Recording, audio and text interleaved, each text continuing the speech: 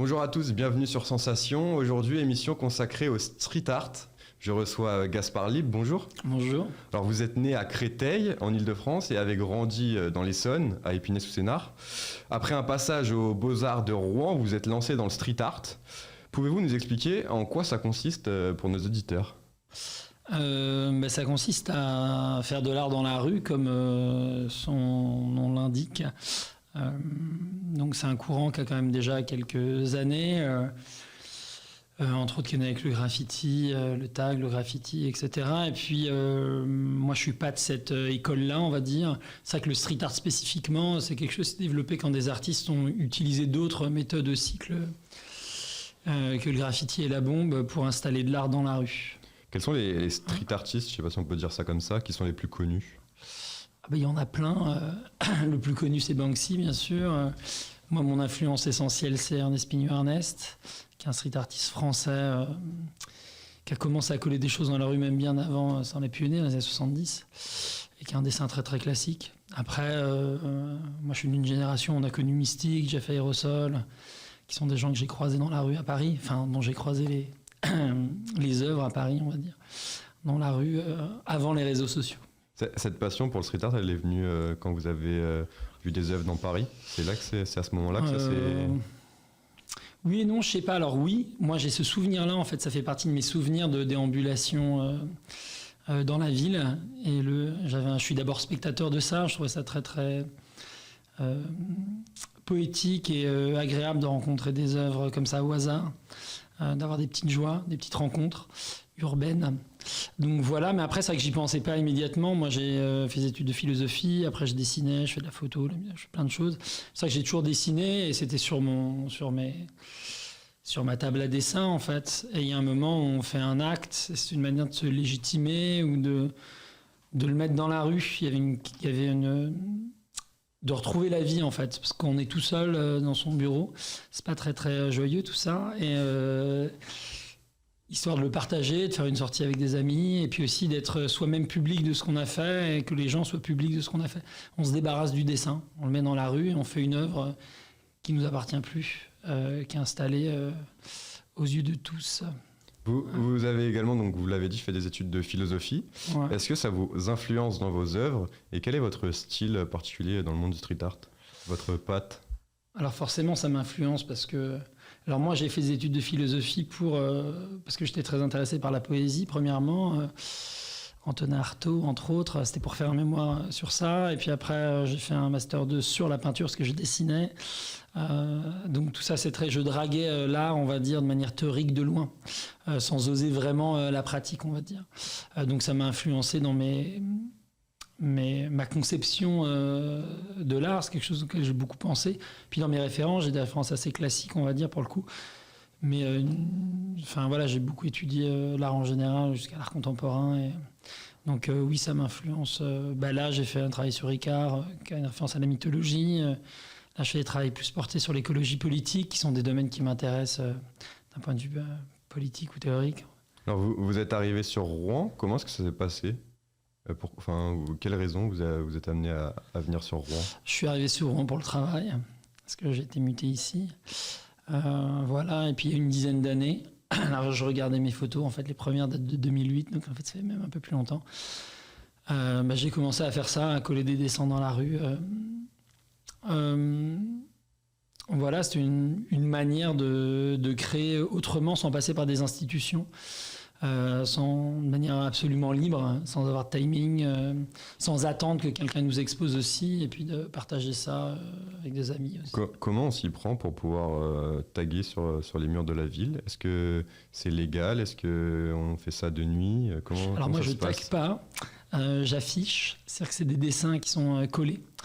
Du coup, c'est pas légal quand on n'a pas le droit d'afficher l'affichage public. Enfin, il n'y a pas d'affichage libre, quoi. On peut avoir une amende pour affichage illégal, mais c'est assez accepté aujourd'hui. Alors c'est vrai qu'au début, on colle la nuit parce qu'il y a une sorte de petite excitation de la chose, une sorte de petite aventure. Ça m'arrive plus du tout parce que je vieillis. En fait, c'est pas mal de coller le jour. On est moins fatigué. En plus, on rencontre les gens quand on colle, ce qui est vachement agréable. Il y a des échanges avec les passants. Les gens ils parlent. Là, j'ai collé il y a pas longtemps.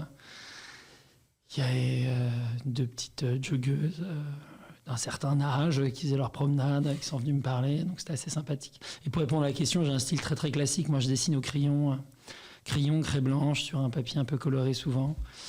Et donc c'est un dessin très très dessiné, noir et blanc. Mes tirages sont en noir et blanc.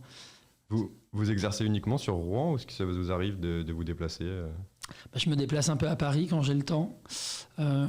J'ai travaillé aussi un peu vers Dieppe pour des commandes ou dans la région pour des commandes. Ouais.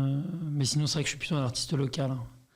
Ça demande du temps de s'exporter en fait. Donc là, c'est vrai que moi, mon terrain de jeu est essentiellement rouennais. Et puis un peu parisien. Alors, à Rouen notamment, vous avez donc depuis mi-septembre, vous exposez La Chute, un collage à l'entrée du bâtiment principal de l'INSA, l'école d'ingénieurs de Rouen. Comment est-ce qu'est né ce projet? Comment on vous a contacté? Alors ce projet il est né parce que j'étais contacté pour un autre projet à Saint-Étienne-du-Rouvray pour faire des portraits de Stéphanet dans le cadre d'une résidence d'un écrivain, Arnaud Bertina, qui venait faire des ateliers d'écriture avec des Stéphanais. Donc l'idée, moi, dans mon intervention, c'était de rendre visibles des invisibles, rendre visibles les gens et leurs paroles dans la ville. Et dans ce cadre-là, comme l'INSA est à Saint-Étienne-du-Rouvray, j'ai eu contact avec Anne Caldin, qui travaille à la culture de l'INSA. Et donc elle m'a proposé de venir travailler là-bas. Me proposer un mur. Moi, j'en ai choisi un autre, en fait. Je veux dire, faire l'entrée, parce que je trouve qu'il était plus approprié. Et puis après, c'est moi qui ai choisi la thématique. Ça s'est pas fait du fait du confinement. Je devais le faire juste avant le confinement. Et du coup, on l'a collé juste là. Est-ce que vous pouvez nous décrire ce collage? Alors, ouais, moi, ce qui m'amusait, c'est une école d'ingénieurs.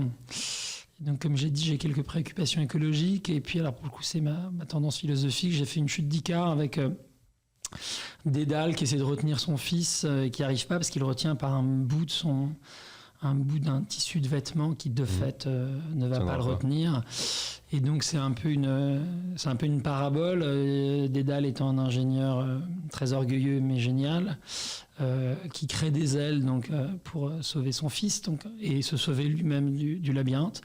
Donc là c'est une vision plutôt positive de la technique, du génie technique, mais en même temps ce génie technique, quand il est pris par une jeunesse inconsciente ou par une humanité inconsciente et orgueilleuse, elle peut courir à sa perte. C'est-à-dire là, il est pris par une volonté de toute puissance ou une illusion de la puissance, une sorte de vertige.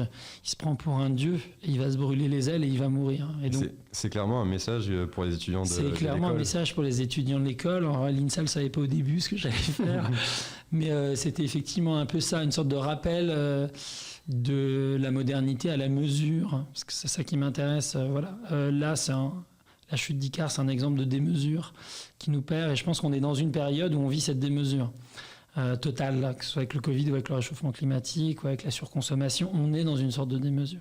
Et vous êtes un artiste engagé, notamment un de vos derniers collages pour les 1 an de Lubrizol que vous avez réalisé récemment. Comment est-ce que vous avez pensé à faire ce collage? Alors, c'est presque un rappel après... En fait, j'avais fait des personnages avec des masques à gaz pour les marches pour le climat, il y a quelques temps. Et puis, il y a eu Lubrizol, donc j'ai collé un grand format avec une petite fille qui est ma petite fille, avec un masque à gaz rue d'Elbeuf, qui a eu un peu d'écho ici de manière locale et un peu plus, voilà. Et donc, du coup, une association, le collectif unitaire contre Lubrizol m'a appelé en juin dernier en disant ça serait bien que tu refasses un truc pour les 1 an de Lubrizol. Ils avaient en fait envie de faire un peu de médiatisation. Je pense qu'ils n'avaient pas besoin de moi en vrai, parce que ça a quand même été beaucoup médiatisé, mais du coup, je l'ai refait. Je l'ai réinstallé au début de l'île Lacroix, mais j'ai su rajouter parce que le lieu n'est pas le même. Donc moi, j'aime bien m'inscrire dans un lieu. Là, il y avait une sorte de petit auvent devant dans lequel je suis monté. J'ai installé des vanités, c'est-à-dire des têtes de mort qui nous rappellent notre condition au-dessus de ce collage que j'ai retiré pour ce lieu-là, dans une dimension exacte à ce lieu-là. Et en quelques mots, il nous reste quelques secondes, est-ce que vous avez d'autres projets en cours pour les mois à venir? Et bien là, en ce moment, je dessine des têtes de mort, on va dire. Donc c'est pas très très gai. Oui, alors pour des particuliers, après peut-être avec King Koi, que les Rouennais connaissent peut-être. Et puis on verra, là pour l'instant, je n'en dis pas plus. Merci Gaspard Libre d'avoir été avec nous. De rien, c'est gentil. Vous pouvez retrouver cette émission en podcast audio ou vidéo sur notre site ou notre application Radio Sensation.